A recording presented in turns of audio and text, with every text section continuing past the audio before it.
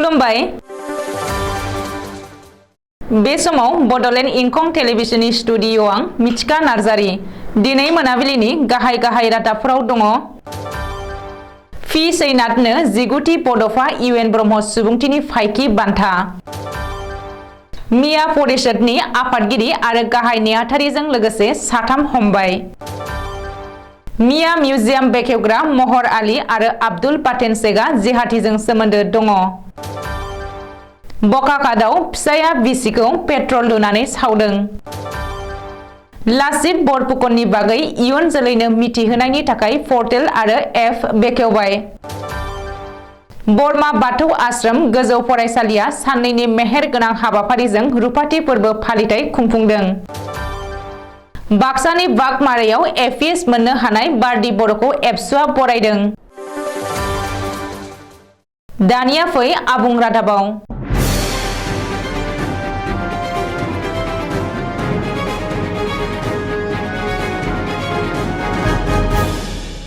2022 मायथाइनि बड'फा उपेन्द्रनाथ ब्रह्म सुबुंथिनि फायखि बान्थाखौ दिनै फोसावबाय। बड'फा उपेन्द्रनाथ ब्रह्म ट्रास्टआ दिनै 2022 मायथाइनि एबा 19थि बड'फा उपेन्द्रनाथ ब्रह्म सुबुंथिनि फायखि बान्थानि थाखाय मुंदांखा लिरगिरि खौरांगिरि आरो समाज सिबियारि मैगसेसे एवार्ड मोनगिरि आरो मोनसे समनि दा हिन्दू खौरां बिलाइनि गागि सुजुगिरि फि सैनाथनि मुंखौ सायख'नानै फोसावबाय होननानै मिथिनो हादों। बबेखानि बड'फा उपेन्द्रनाथ ब्रह्म ट्रास्टआ फैगौ 20 नभेम्बर खालि फि सैनाथनो 2022 मायथाइनि 19थि बड'फा उपेन्द्रनाथ ब्रह्म सुबुंथिनि फायखि बान्थाखौ गथायनो थिरांथा लादों होननानैबो मिथिनो हादों। थांनाय 23 अक्ट'बर खालि गवालपारा जिल्लानि लखिपुर दाबकारभिटायाव मिया मिउजियाम बेखेवनायखौ बिथा खालामनानै साथाम सुबुंखौ पुलिसआ हमबाय। मिया मिउजियाम बेखेवनायखौ लोब्बा लानानै अल आसाम मिया परिषदनि आफादगिरि गाहाय नेहाथारिजों लोगोसे साथाम सुबुंखौ पुलिसआ हमबाय। गोदानै बेखेवजानाय मिया मिउजियामखौ गवालपारा पुलिसआ मैया सिल खालामनायनि उनाव मिया परिषदनि आफादगिरि आरो गाहाय नेहाथारिजों लोगोसे साथाम सुबुंखौ पुलिसआ एरेस्ट खालामो। एरेस्ट खालामजानाय सुबुंफोरखौ मिया परिषदनि मिरु आफादनि गाहाय नेहाथारि आब्दुल बाटेन शेख आरो आफादगिरि महर आली होननानै सिनायथिदों। रिपर्ट बादिब्ला गौरीपुर आलमगंजनिफ्राय एरेस्ट खालामजानाय आब्दुल बाटेन शेखआ धुबरीनि बिएन कलेजनि आजिरा मोननाय बिबुंगोरा। मख'नो गोनांदि आब्दुल बाटेन शेख आरो महर आलीखौ गग्रापार थानायाव रेजिस्टार जानाय case number 163/22 US 120B/121/121A/122 IPC RW section 10/13 UA फि एक्टनि सिङाव एरेस्ट खालामनाय जादों होननानै आसाम पुलिसनि स्पेसियेल डिजिपि जिपि सिंहआ टुइटाराव टुइट खालामदों। बबेखानि बिसोर सानैखौ अल कायदा आरो बांलादेशनि मौलबादि आफाद आनसारुल्लाह बांला टीमजों सोमोन्दो थानायनि सायाव नायबिजिरगोन आरो जेरा खालामगोन होननानैबो जिपि सिंहआ टुइट खालामदों। मिया मिउजियाम बेखेवनानै होग्रा आहम रयेल ससाइटिनि एडिटर इन चीफ तनु धामुदियाखौबो पुलिसआ एरेस्ट खालामदों। नाहरकटिया जुनियर कलेजनि प्रिन्सिपाल तनु धादुमियाखौ खावैमारि गामिनि गावनि न'निफ्रायनो नामरुप पुलिसआ हमदों। गवालपारानि लखिपुराव मिया मिउजियाम बेखेवनायखौ लोब्बा लानानै हमजानाय आरो नलबारि थानायाव गोख्रों जेरा खालामजानाय मिया परिषदनि सानै दैदेनगिरि आरो मिया मिउजियाम बेखेवनानै होग्रा तनु धादुमियानि सायाव नलबारि पुलिसआ गिबि खुगा बेखेवदों। नलबारिनि एसपि पविन्द्र कुमार नाथआ सुलुङाव फोरमायथिनाय बायदिब्ला मिया परिषदनि आफादगिरि महर आली गाहाय नेहाथारि आब्दुल बाटेन शेख आरो बुंथिगिरि तनु धादुमियाया जिहादीजों सोमोन्दो दङ। गवालपारानिफ्राय हमजानाय महर आली आरो धुबरीनिफ्राय हमजानाय आब्दुल बाटेन शेख आरो तनु धादुमियाया दासिमबो नलबारि सदर थानायाव जेरा सोलिगासिनो दङ। रिपर्ट बादिब्ला बावैसो सान सिगां नलबारि पुलिसआ गग्रापार नारायणपुर आरो सट' आलियानिफ्राय हमनो हानाय साथाम जेहादीनि खेंफोरथि होनाय बायदियै सोंथि सोंनायनि थाखाय महर आली आब्दुल बाटेन शेख आरो तनु धादुमियाखौ हमनाय जादों। एन्टि नेशनेल एबा हादर बेरेखा केसाव हमजानाय बै सानै सुबुङा बावैसो मिया मिउजियाम बेखेवनायनि उनाव रायजोआव बांसिनै सावरायजादोंमोन। नाथाय मंगलबार खालि बे आयदानि सायाव गिबि मन्थ्रिया फिनजाथाय होनायनि उनावनो गवालपारा पुलिसआ गोख्रों राहा लानानै गोदानै बेखेवजानाय मिया मिउजियामखौ सिल खालामो आरो मिया परिषदनि गोबांसा दैदेनगिरिफोरखौ एरेस्ट खालामनायखौ नुनो मोनदों। बकाकाटनि नाहरजान साहा बागानाव मोनसे सोमोनांथाव जाथाय फिसाया गावनि आंगो बिसिखौनो पेट्रल लुनानै सावदों नखरारि जेंनानि थाखायनो बे जाथाया जादों होननानै जायगानि सुबुंफोरा सन्देह खालामदों नाहरजान साहा बागाननि 3 नं लाइनाव जादों फिसाया बिसिखौ पेट्रल लुनानै सावनाय जाथायनि बागै मिथिनो हानाय बायदिब्ला मटु नायक कार्माकार मुंनि आइजोआ लोगोफोरजों लोगोसे बागाननि खामानि मावनो थाखाय ओंखारलांनाय समावनो फिसाय मेघाराम नायकआ लामा गेजेराव बेंथेयो आरो पेट्रल लुनानै अर सावनानै होयो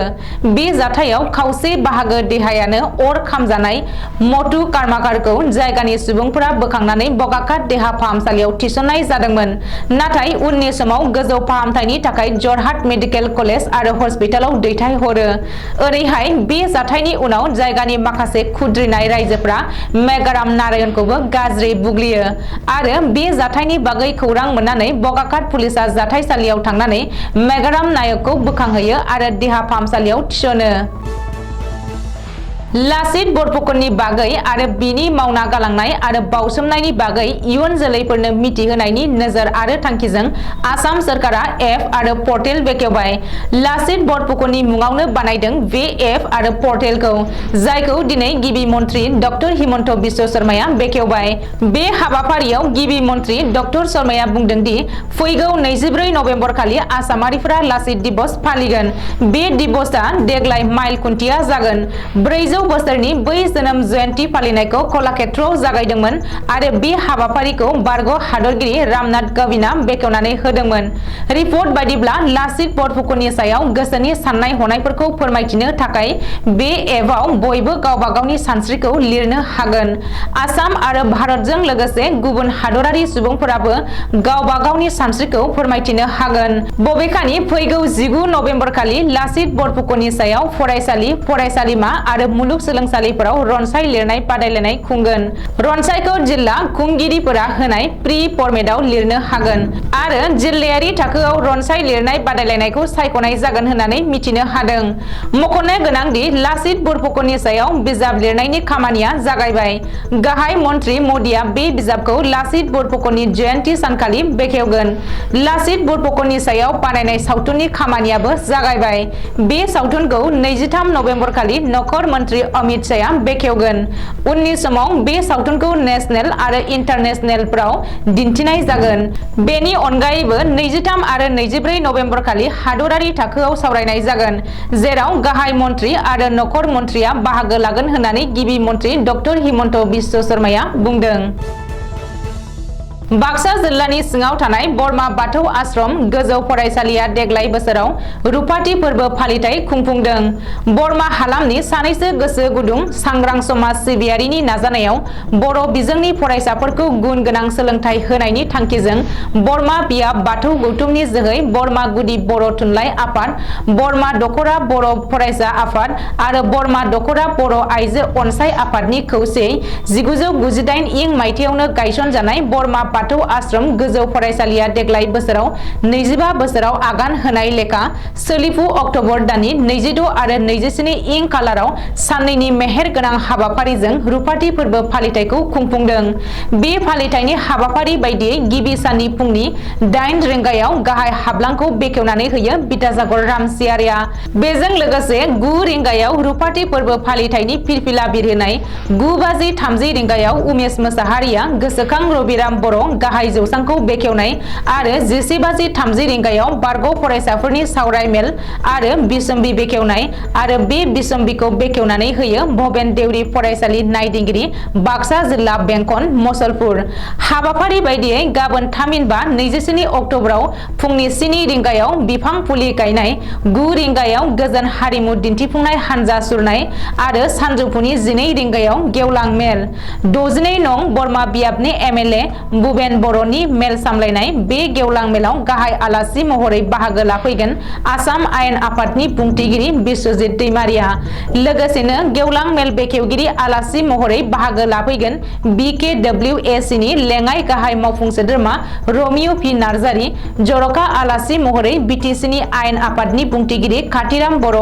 EM राकेश ब्रह्म बारग' EM अनसुमै खुंगुर बर' बारग' 62 नं बरमा बियाबनि MLA मनेश्वर ब्रह्म ब्रह्ममोनजों लोगोसे बरमा हालामनि गुबुन गुबुन समाज सिबियारि मेलेमजिबि सानसुमै फोरोंगिरि बिथांमोना बाहागो लाफैगोनखौ फोरमायदों फरायसालिनि गाहाय फोरोंगिरि महन सरगियारिया। लोगोसेनो बे रुफाथि फोरबो फालिथायनि गेवलां मेलाव रायजो राजाखौ लोब लोब बाहागो लाफैनो हांख्रायदों रुफाथि फोरबो फालिथाय खुंफुं आफादा। गिबि खेब आनजाद लिरजेननायावनो एपिएससि जों खुंजानाय CCE 2020 नि आनजादनि एपिएसआव सायख'जानाय बारदि बर'खौ गावनि आंगो गामिनि 478 नं बागमारा बालिका गुदि फरायसालियाव बरायनाय आरो मान बावनाय हाबाफारि लादों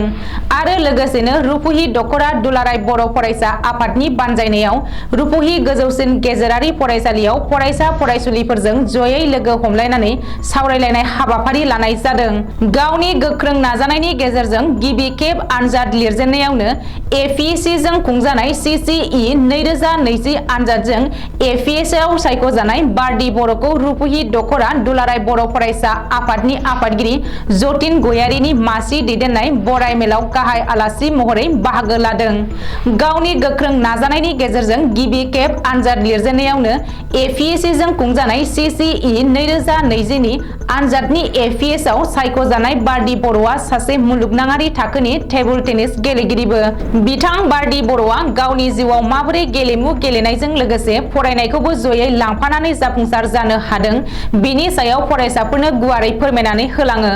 आरो बिथाङा फरायसाफोरखौबो थांखिनानै गाव गावनि थांखिसिम सौहैनो थाखाय माखासे फेग्रा मुवा